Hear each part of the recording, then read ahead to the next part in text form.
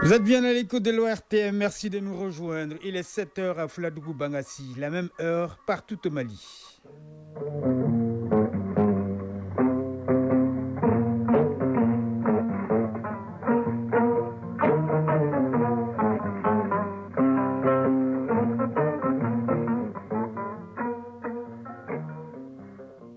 Le journal Kodi Sibi.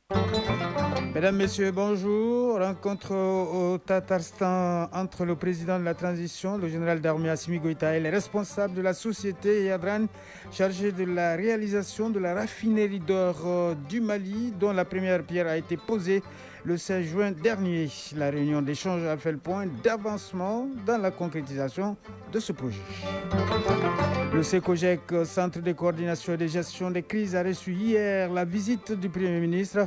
Le chef du gouvernement, président du comité interministériel de gestion des crises et catastrophes, s'est dit satisfait du dispositif mis en place pour la prévention des inondations, entre autres les réunions du comité, la campagne de curage des caniveaux. En sport, l'actualité est dominée par les Jeux de l'AES. En attendant la clôture ce samedi, les finales de football, d'athlétisme et du karaté sont prévues cet après-midi. Enfin, la chronique du développement du jour s'intéresse à la baisse du taux d'intérêt de la BCEAO pendant la semaine du 16 au 22 juin et les conséquences sur le marché financier de notre zone monétaire. Voilà pour le sommaire. Bienvenue dans ce journal. En visite au Tatarstan en Fédération de Russie, le président de la transition, le général d'armée Assimi Goïta, a rencontré les responsables de la société Yadran chargée de la réalisation de la raffinerie d'or du Mali, dont la première pierre a été posée le 16 juin dernier. Une réunion d'échange qui a permis de faire le point d'avancement dans la concrétisation de ce projet et de rappeler les détails pour ce projet. Le volet formation est prise en compte pour le transfert des technologies. Pour plus de détails, écoutons successivement le chef investissement et développement de la société Yadran et le ministre de Mines, professeur Amadou Keïta. Ils sont au micro de nos envoyés spéciaux, Sira Batili et Adama Kamara. Nous avons informé Monsieur le Président du statut actuel de ce projet. Nous avons dit que la réalisation du projet se trouve à l'étape de la finalisation de conception. Également, nous avons présenté à Son Excellence la maquette de l'usine future. On a expliqué tout le processus et nous avons reçu une évaluation positive de la part de Son Excellence. Il faut dire que nous sommes fiers et nous sommes très ravis de pouvoir réaliser ce projet et de travailler avec des professionnels. Nous espérons finaliser ce projet, continuer notre travail au niveau de notre société, mais aussi au niveau de la Fédération russe. De notre côté, notre société, elle va financer le projet, elle va s'occuper de la formation du personnel. Le plan de la transition a bien voulu recevoir la partie malienne et la société Yadran, justement pour qu'on puisse porter.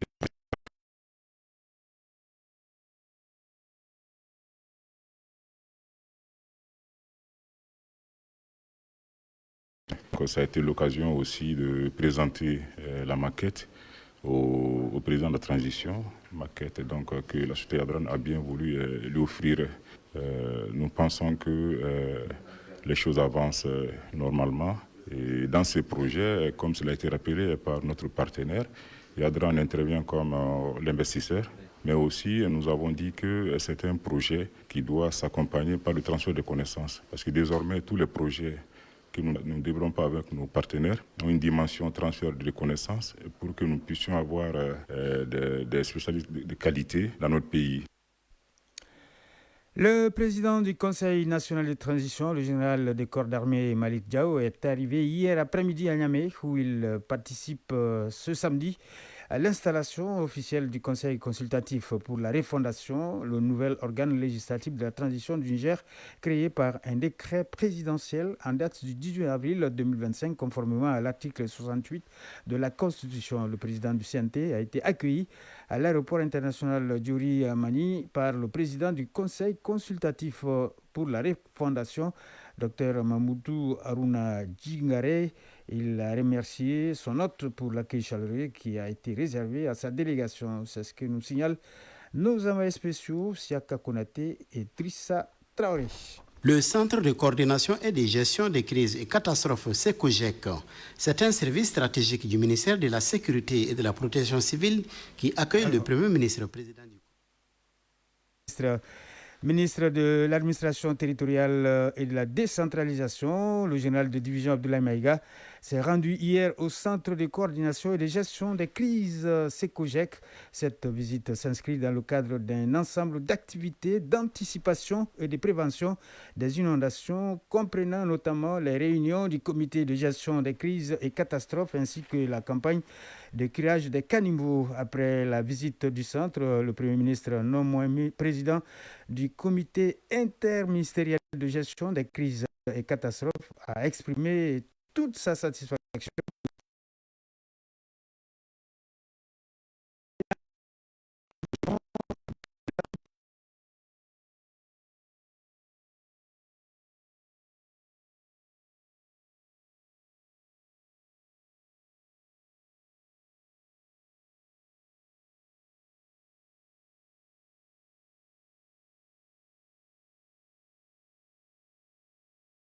Ali Mohamedine a tout d'abord remercié le Premier ministre pour cette visite avant d'expliquer les missions assignées au SECOGEC et de rappeler les dispositions prises en vue d'élargir le comité interministériel à d'autres départements. Général de division Abdoulaye Maïga, Premier ministre, ministre de l'administration territoriale et de la décentralisation. En début hivernage, nous avons reçu une instruction de la part de son Excellence le général d'armée Assimi Goïta, président de la transition, chef de l'État, de prendre toutes les dispositions nécessaires afin de prévenir et bien entendu d'atténuer éventuellement les éventuelles conséquences liées aux inondations.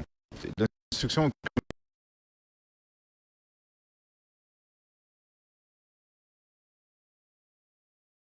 au début de l'année, le mois de janvier 2025, les premières réunions du comité interministériel de gestion des crises ont débuté. Et bien entendu, il y a eu d'autres actions, toujours dans le cadre de l'anticipation, à savoir le curage des caniveaux. Dans son exposé, le coordinateur du centre, le médecin-colonel sapeur-pompier Issa Raoul Dana Dabo, a fait le bilan des inondations en 2024 et les enseignements tirés, le renforcement du cadre opérationnel du SECOGEC, la prévision 2025 et l'activation du SECOGEC. De son exposé, l'on retient que 729 cas d'inondation ont été enregistrés en 2024 avec 465 226 personnes sinistrées et 95 cas de décès. Le Premier ministre est ensuite rendu dans la salle des opérations pour voir le travail énorme qui s'est fait ici. Je repars très satisfait. Le SECOGEC est très engagé avec un personnel qui a le moral. Je voudrais, au nom du chef de l'État, les remercier et féliciter bien entendu le ministre de la Sécurité et l'ensemble de ses collaborateurs. Et en priant également le bon Dieu afin que l'hivernage de cette année se déroule dans de bonnes conditions. Je voudrais lancer un appel à nos braves populations, c'est d'être à l'écoute des messages d'alerte des forces de sécurité impliquées dans la prévention, c'est de respecter les consignes en cas de calamité, de compter sur d'abord et avant tout l'implication des services de la protection civile ou d'autres forces de sécurité. Créé en mars 2018, le SECOGEC a pour mission de faire face aux crises en assurant une réponse stratégique et coordonnée de l'État. Il demeure l'outil opérationnel du comité interministériel de gestion des crises et catastrophes. À ce titre, il est un acteur central dans la coordination des réponses aux crises. Le rôle du SECOGEC est d'apporter une réponse rapide et efficace en temps de crise, en facilitant la coordination des interventions et en veillant à l'organisation des secours. Fin des travaux sur l'autorégulation des médias au Mali. Cette initiative de la Haute Autorité de la Communication HAC et la Maison de la Presse de Bamako, avec l'appui de l'Institut international pour la démocratie et l'assistance électorale IDEA, a permis d'établir une feuille de route de l'autorégulation des médias. Les experts de la HAC et de la Maison de la Presse ont convenu de mettre en place un conseil des pairs pour l'éthique et la déontologie. Reportage Mamadou Fani. Au terme des 2 jours de travaux, Sur la relance de l'autorégulation des médias au Mali, les experts de la HAC et de la Maison de la Presse ont convenu de mettre en place le Conseil des pairs pour l'éthique et la déontologie et de rendre opérationnel ce conseil. Ils ont décidé d'instaurer un cadre régulier de concertation 2 fois par an qui regroupe les instances de régulation des médias. Daouda Konaté, représentant de la Maison de la Presse. Aujourd'hui, notre secteur a besoin de cet organe d'autorégulation. Le linge sale, ça se lave en famille. Si aujourd'hui la presse malienne se dote d'un organe d'autorégulation, ça nous permettra d'éviter les écueils entre les médias et les services étatiques. Ces journées ont permis d'aboutir à une feuille de route que nous pourrons mettre en œuvre. Maurice Angelegele, représentant de l'IDEA. Vous avez tracé la perspective claire et inclusive de la mise en place d'un organe d'autorégulation. Vous avez reconnu l'importance de la co-régulation et vous avez lancé la perspective également d'un cadre de concertation dont vous avez même tracé les sillons de la temporalité des réunions. Dans d'autres contextes de transition où nous travaillons, nous ne sommes pas arrivés à des résultats aussi concrets en 2 jours. Le vice-président de la HAC a salué pour sa part le bon état d'esprit qui a caractérisé les travaux, ce qui a permis d'aboutir à un résultat longtemps espéré par les autorités. Seydou Sisma, vice-président de la HAC. Aujourd'hui, fort de toutes ces leçons, nous sommes capables de bâtir une autorégulation robuste et dans l'intérêt de la profession. En tout cas, la HAC réaffirme son engagement aux côtés des professionnels pour qu'ensemble, on puisse mener à bien ce chantier. Et à vous tous qui, pendant 2 jours, avez pris le temps de venir, pas seulement pour participer, mais pour contribuer activement au débat, je voudrais vous remercier toutes et tous et souhaiter que dans les prochains jours, nous puissions nous retrouver autour des différents éléments qui sont contenus dans la feuille de route dans le cadre de sa mise en œuvre. C'est donc une étape importante qui vient d'être franchie pour le paysage médiatique du Mali. La mise en œuvre de cette feuille de route permettra d'assainir le secteur des médias.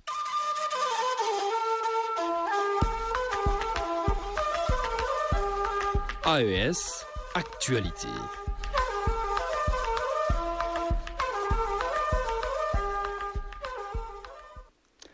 Au Burkina Faso, d'abord, les forces vives de la commune rurale de Yé, dans la province de Nayala, région de la boucle Moune, manifestent leur soutien aux autorités de la transition. Elles ont tenu samedi dernier une marche meeting suivie d'une remise de vie d'une valeur de 5 millions de francs CFA et d'engins roulants au FDS et VDP. 10 millions de francs CFA ont été également mobilisés à l'occasion pour le soutien, donc le fonds de soutien patriotique. Les précisions d'Edouard Ouedraogo.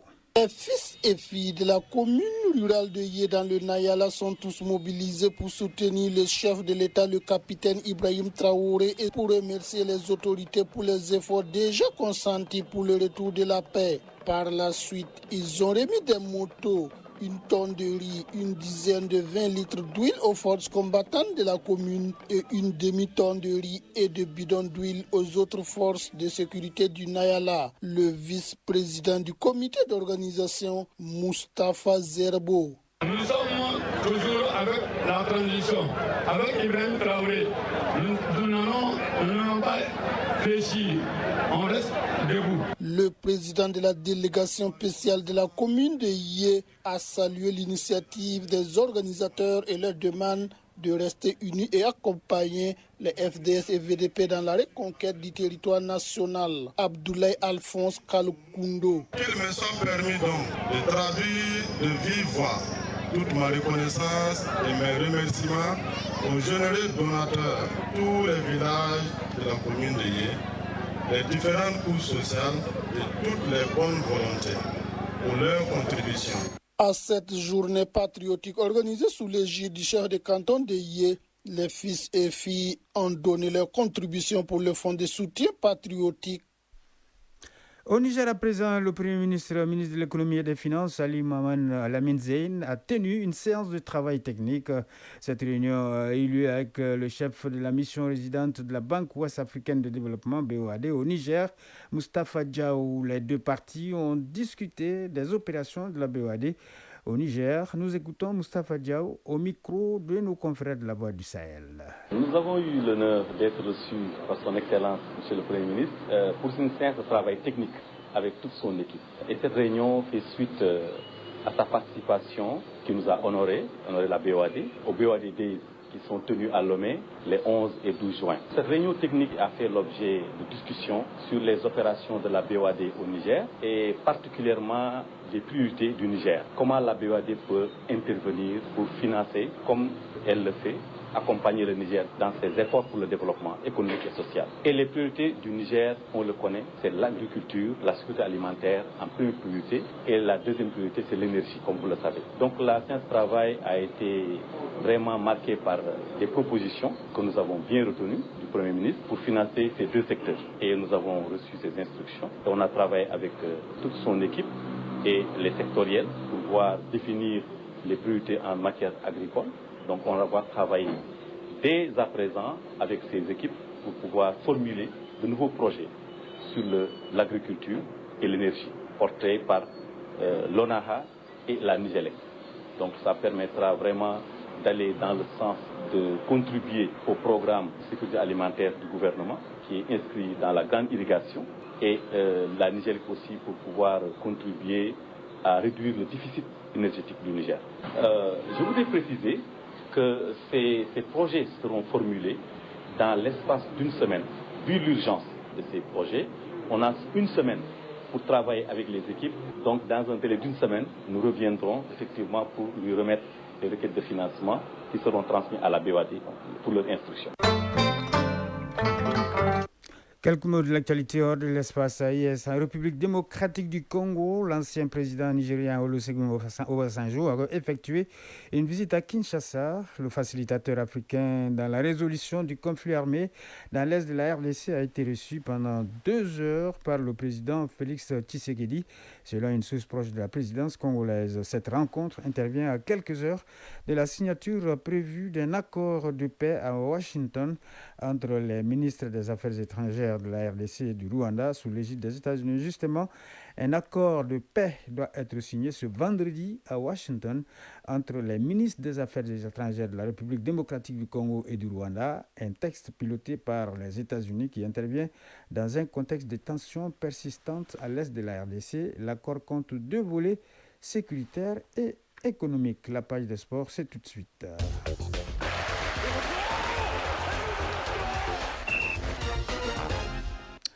Football mondial des clubs, les équipes africaines n'ont pas réussi l'exploit de passer le premier tour malgré de grosses ambitions en début de tournoi. D'autre part, l'actualité reste marquée par les premiers jeux de l'AES que le Mali abrite. Les compétitions se poursuivent cet après-midi avec la finale de football, l'athlétisme et du karaté. Le résumé de l'actualité sportive est signé Isaac Tchenou. Premier jour de l'AIS, les compétitions se poursuivent ce vendredi. La finale de football se jouera dans l'après-midi au stade de Mamadou Konaté et mettra aux prises le Mali et le Niger. L'athlétisme sera au rendez-vous au stade du 26 mars et aura lieu dans l'après-midi. Et enfin, le karaté qui verra les combats de finale au Palais des Sports Salvatore Maïga à partir de 15h30. Les preuves de la lutte traditionnelle des premiers jeux de l'AIS ont pris fin hier au stade Mamadou Konaté. Au terme de la compétition, les lutteurs nigériens se sont illustrés en remportant la première place. Les combats se sont déroulés dans une ambiance fraternelle. Les temps forts de la cérémonie avec notre reporter Brahima Diallo. Considérés comme favoris avant le coup d'envoi de ces tournois de lutte traditionnelle pour ces premiers jeux de l'AIS, les lutteurs nigériens ont tenu leur rang dans les combats en raflant tout en individuel et en équipe. Les combattants nigériens ont dominé en équipe avec 46 points récoltés. Ils sont suivis par le Burkina Faso avec 30 points et le Mali a terminé 3e avec 14 points. Comme en équipe, en individuel, les partenaires de Ishaka ont neutralisé tous les concurrents en s'emparant de la première place avec 4 médailles en or et 2 bronzes. Le Burkina Faso occupe la 2e place avec 1 médaille d'or et 4 bronzes. Et le Mali termine sur la plus petite marche du podium avec 1 médaille en or, 2 en argent et 3 en bronze. Ce résultat est loin d'être un hasard selon Aïda Hassan, vainqueur des moins de 100 kg. Terminant deuxième au classement général, le Burkina Faso ambitionne de détrôner le Niger dans les éditions futures. DB Blaise, entraîneur du Burkina Faso. Je suis vraiment content de la prestation de mes lutteurs. S'il plaît à Dieu, je pense que nous allons revenir plus fort et la première place, en tout cas, nous n'allons laisser à personne. La Fédération malienne de lutte traditionnelle s'est dit satisfaite du déroulement de la compétition. Modibo Sango, secrétaire général de la Fédération malienne de lutte traditionnelle. Donc le Mali est sorti vraiment en équipe troisième, mais en individuel, on a parvenu à avoir des médailles. On va encore se préparer pour préparer les éditions futures. Donc on va se donner davantage à fond pour faire des exercices, des entraînements, préparer physiquement, intellectuellement, moralement nos lutteurs pour qu'ils puissent avoir vraiment des médailles d'or dans toutes les catégories. A signaler que les catégories concernées étaient les moins de 66 kg, 76 kg, 86 kg, 100 kg et 120 kg. Les premiers de chaque catégorie ont empoché 300 000 francs CFA, les deuxièmes 150 000 francs CFA et les troisièmes 75 000 francs CFA. La compétition de bras de fer a également pris fin hier. Le Mali, avec 8 médailles en or, 2 en argent, occupe la plus haute partie du podium, suivi du Burkina Faso avec 2 en or, 8 en argent, et troisième le Niger avec 2 en or, 2 en argent et 2 en bronze. Pour ce qui est du tir à l'arc, au classement mixte, le Niger est premier, suivi du Burkina Faso et du Mali. Dans le classement par équipe, c'est encore le même ordre, Niger, Burkina et Mali. Football à présent, mondial des clubs, les équipes africaines n'ont pas reçu l'exploit de passer le premier tour de la Coupe du monde des clubs malgré de grosses ambitions en début de compétition. Mamelou Samdon portait les derniers espoirs africains après les éliminations du Wydad de Casablanca, de la Ligue d'Égypte et l'Espérance de Tunis. Mais face aux Brésiliens de Fluminense, les Sud-Africains n'ont pu faire mieux qu'un match nul 0-0. Le bilan est donc négatif pour les équipes africaines. On termine par le handball. Le championnat du monde de handball chez les moins de 21 ans se poursuit. Les huitièmes de finale se sont joués hier. Le Danemark a battu la Norvège 25-23. Victoire du Portugal face à l'Égypte 30-26. La Suède a eu raison de l'Allemagne 32-26. Et les îles Féroé ont battu la Slovénie par 35-33. Le Danemark, le Portugal, la Suède et les îles Féroé sont donc qualifiés pour les demi-finales. Chronique du développement.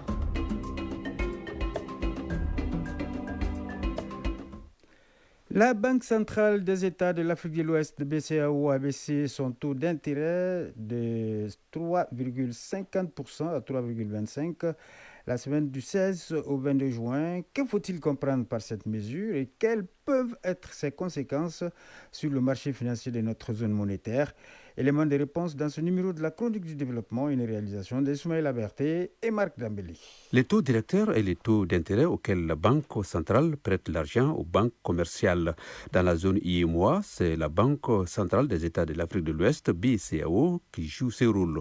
Pour mieux comprendre ce mécanisme et ses implications sur les marchés interbancaires, voici les explications de Modibo Mahamadou, économiste. Le taux directeur est le principal outil conventionnel de la politique monétaire, c'est-à-dire que quand la Banque centrale des États de l'Afrique de l'Ouest a baissé son taux directeur de 3,5% à 3,25%, ce taux directeur ou taux d'intérêt de base permet à la Banque centrale non seulement de fixer la tendance pour les marchés des taux d'intérêt, mais c'est le taux d'intérêt principal qu'elle, la Banque centrale, prête aux banques commerciales. Donc ça permet de réguler le marché interbancaire, mais ça aussi, ça permet aux banques commerciales de fixer les taux d'intérêt auxquels elles prêtent aux ménages et aux entreprises.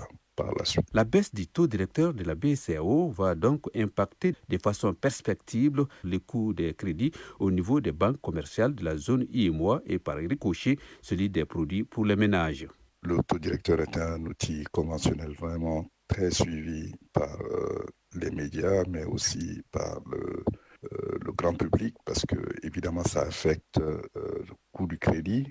Quand la Banque centrale veut influer sur l'activité économique, c'est-à-dire quand l'inflation est trop forte ou elle augmente son taux directeur et les taux d'intérêt des banques commerciales augmentent aussi, ce qui fait augmenter le coût du crédit pour les ménages et les entreprises, et ce qui fait que les entreprises quand le coût du crédit augmente et les ménages vont moins consommer de crédit et donc vont moins investir, et cela va ralentir l'activité économique et faire baisser les prix. Au-delà de sa fonction de régulation des marchés interbancaires, les taux directeurs accordent des facilités aux banques commerciales dans le cadre des opérations de refinancement.